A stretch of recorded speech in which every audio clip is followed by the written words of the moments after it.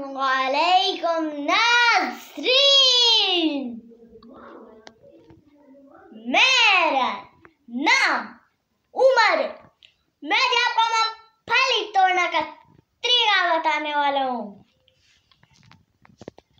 ये मूंगफली छोटी सी बिल्कुल बड़ी होती है, हम इसको तोड़े ऐसे क्या बात।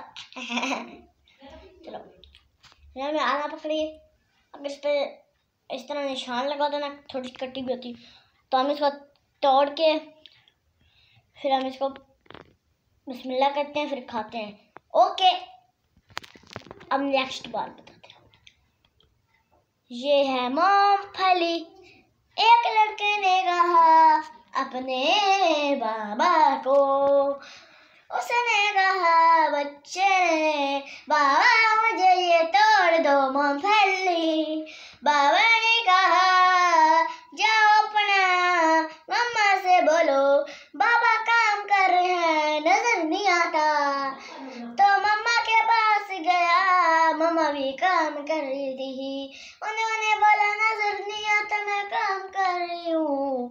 भैया के पास गया, भैया बैठा हुआ था।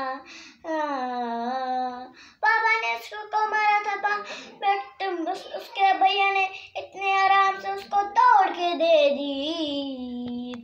तो उसने आधी उसको दे दी, उसके अपने भाई को, आधी अपने खुद को खा ली।